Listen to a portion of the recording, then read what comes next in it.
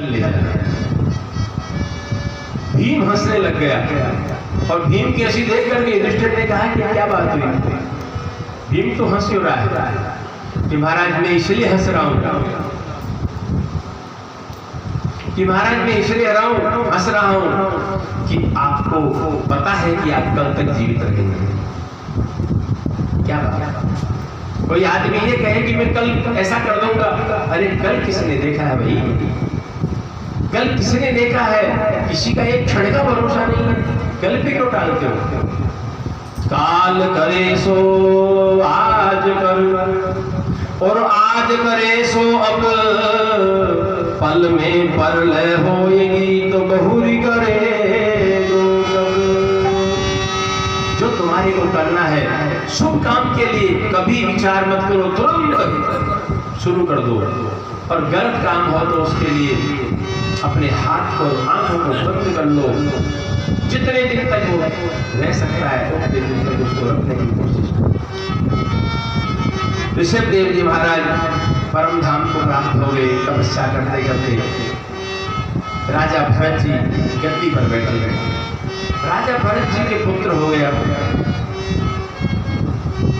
राजा भरत जी ने देखा कि अपने पिताजी ने ज्ञान का उपदेश दिया था, मेरा उत्तराधिकार का दायित्व था, राज्य पर मैंने संभाल लिया, अब अपने भी।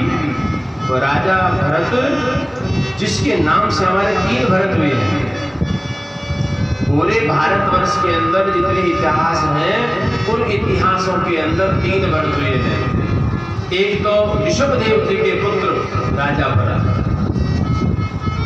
एक राजा दशरथ के पुत्र कैकेयी नंदन भरत, और तीसरे मैंने कल आपको कथा सुनाई थी विश्वामित्र की पुत्री शकुंतला का पुत्र राजा दुष्यंत का लड़का भरत। इन 3 भरतों के नाम से हमारे पूरे इस क्षेत्र का नाम भारतवर्ष पड़ा है। भरत जी महाराज ओम नमो भगवते वासुदेवाय का जप करने के लिए राजपाट छोड़ करके अपने पुत्र को वहां सिंहासन पर बैठा करके चले। अब देखो राजपाट क्यों छोड़ा? अपने पिताजी का उपदेश मान करके भगवान का भजन करने के लिए जब छोड़ा, अपने परिवार को छोड़ा, पत्नी को छोड़ा, पुत्र को छोड़ा, सब रास्ते ठाट बाट छोड़ दे, जंगल में लंगोटी थोड़ा वस्त्र पहन करके तपस्या कहाँ कर रहे हैं? नेपाल के अंदर एक गंडकी नदी है, दामोदर कुंड है वहां पर। गंडकी नदी में सालग्राम शिला निकलती है। तब कभी सौभाग्य मिले आपको तो तुलसी का पौधा ले जाकर के आप अपने हाथ से वहां डालोगे तो तुलसी पत्र के साथ में सालग्राम शिला आपके वहां निकलती है। जितने भी सालग्राम शिलाएं हैं वो सारी गंडकी नदी से निकलती है।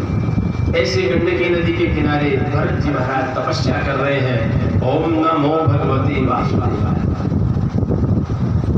और नमो भगवते वासुदेवाय करते करते कई वर्ष बीत गए, तपस्या में लीन है। एक बार क्या हुआ, एक हरिणी गर्भवती थी, वो पानी पीने के लिए आई। गंडकी नदी में पानी पी रही थी और एक सिंह की दहाड़ सुनाई दी। और सिंह की दहाड़ सुनते ही गंडूसनी हिरनी ने सोचा कि मेरे को शेर खाएगा, तो उसने तुरंत छलांग लगाई तो छलांग लगाते उसके बच्चा हो गया और बच्चा तो रह गया वहीं पे किनारे पे, और हिरनी जो है उस नदी के अंदर डूब करके समाप्त। इस बात को भरत जी महाराज देख रहे थे। नींद लेने वालों की कोई कमी नहीं संसार में, लेकिन नींद कब लेनी चाहिए? जब भगवान का साक्षात्कार नहीं हो। इसलिए निद्रा कभी भी भगवान के भजन में नहीं लेनी चाहिए। हमने कल आपको बताया कि 3 प्रकार के श्रोता, एक श्रोता, एक सरोता और एक श्रोता। ज्ञान का उपदेश बिल्कुल दिव्य चकित होकर के सुनना चाहिए। आप राधे राधे बोलते रहो, बीच में हरे राम हरे कृष्ण बोलते रहो, मन को जागृत रखना चाहिए। राजा भरत जी ने क्या देखा हिरण का बच्चा, अरे छोटा सा बच्चा है, ये बच्चा तो अपनी माँ से बिछुड़ गया। उस बच्चे को लाए और ला करके उसको अपनी गोदी में बैठाते हैं, खिलाते हैं, पिलाते हैं, सुलाते हैं और उसकी सेवा में लाते हैं।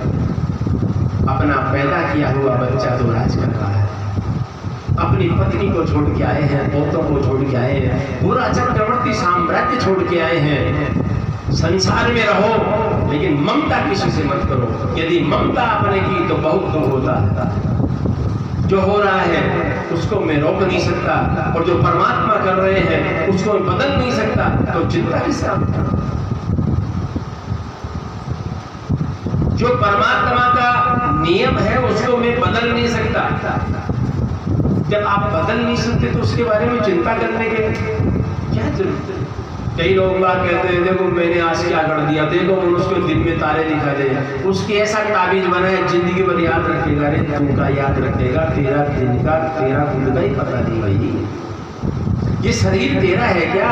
ये मन है, जैसा आपने बात करते हैं वैसा हो रहा है, ऐसी विचारधारा दिया। तो भरत जी महाराज उसके अंदर लग गए। अब माला पहले सुबह से शाम तक खेलते थे 100, अब करते करते 50 हो गई। 50 माला की जगह 25 माला हो गई। वो थोड़ा सा बड़ा हो गया, वो हिरण भग जाता तो उसके पीछे दौड़ते, कभी उसके लिए घास की व्यवस्था करते, कभी उसके लिए चारे की व्यवस्था करते और उसके अंदर मन लग गया हिरण के लिए। अब एक दो हिरण का झुंड आया और हिरणों का झुंड आते वो हिरण का बच्चा उसमें पक गया, शामिल हो गया और हिरण का बच्चा चला गया। अरे राम, मेरा बच्चा कहाँ गया, अरे वो कहाँ गया, ऐसा करते करते उनके मन के अंदर हिरण हिरण हिरण हिरण जागृत हुआ और एक दिन उनका अंतिम संस्कार हुआ हिरण की सोच करते करते और उनको हिरण की योनि प्राप्त हुआ। अगला जन्म उनका हिरण का हो गया। क्या भगवान ने, इसलिए भगवान के भजन के लिए क्या बताया है? अंतराम सुना। अंतिम समय में तो केवल भगवान का ही चिंतन करना चाहिए। ये बेटे पोते पत्नी घर परिवार जमीन 1 करोड़ रुपए छोड़ जाओगे तो भी आपके अंतिम संस्कार के अंदर आप क्या लेके जाओगे? कौन कहां तक जाता है? पत्नी दिल्ली तक जाती है, भाई बंधु शमशान तक जाते हैं और 10 दिन 12 दिन फिरने के लिए लोग आ जाते हैं। 15 दिन के बाद सब भूल जाते हैं। रात के करोड़ों रुपए क्या आगे का रास्ता ही आपने नहीं सुधारा। गौ माता की सेवा, परम सेवा, निर्जीव व्यक्ति की, जिसका कोई नहीं दुनिया के अंदर, उसका भाव हमारे मन में होना चाहिए और हमेशा भाव जागृत होना चाहिए और भगवान का भाव इतना तत्पर होकर के करना चाहिए। हिरण की योनि मिल गई भरत जी को और हिरण की योनि मिल गई तो भी पूर्व जन्म के संस्कारों से, पूर्व जन्म के संस्कारों से उनको सारा याद था कि मैं पहले राजा था, मेरे पिताजी ये थे, मेरे इस प्रकार से पुत्र का मैंने राज्य दिया और मैं हिरण की चित्तवृत्ति, यानी मन जिसके अंदर आप लगाओगे उसी के अंदर आपका जैसा हो जाएगा। कई बार कहते हैं लोग और बाकी छोरा को मुंडो तो भी दादा में मिले से, छोरी को मुंडो तो भी बुआ मिले से, दादी मिले से, कई लोग कहते हैं। तो ये आत्मा है, जो जिसके अंदर जीव डाल के जाता है वो ऐसा रूप बन के आ जाता है संसार के अंदर। हिरण की योनि बनी, लेकिन हिरण की योनि के बावजूद भी वह जब घास खाता था तो मच्छरों को और चींटियों को देख करके खा गया। ये नहीं कि उन घास के साथ में मेरे पास में कोई जीव आत्मा कोई मेरे शरीर में प्रवेश नहीं कर जाए, इतना ध्यान रखते थे। उन्होंने सोचा इस हिरण के शरीर को छोड़ना ही सकते हैं, तो छोड़ने के लिए उन्होंने क्या किया? एक लाख जंगल के अंदर एक दूसरे पेड़ में घर्षण होता है, घर्षण होने से आग उत्पन्न हो गई, जंगल में आग लग गई और आग के अंदर भरत हिरण के रूप में थे कूद गए, अपनी देह लीला को ही समाप्त कर दिया और उनको तीसरा जन्म मिला एक ब्राह्मण के घर के अंदर। एक ब्राह्मण के घर के अंदर उनका जन्म मिला है और ब्राह्मण भी कैसे हैं? पूजा पाठ करने वाले मेरे जैसे, और ब्राह्मण ये समझता है कि देखो मेरे 4 बेटे होंगे तो 4 जगह पंडिताई करने जाएंगे, 4 जगह से माल लेके आएंगे, तो घर के अंदर कभी चावल आएगा, कभी गेहूं आएगा, कभी क्या आएगा, कभी क्या आएगा। अब उनको सारी जीवन की याद है कि पहले मैं राजा भरत था, फिर मैंने ये तपस्या की, फिर मेरा मन हरिण में गया, हिरण की योनि को छोड़ के आया हूँ। अब ब्राह्मण के शरीर को प्राप्त करने के बाद भरत जी ने क्या सोच लिया? भरत ने ये सोच लिया कि अब हम कोई काम नहीं करेंगे संसार का,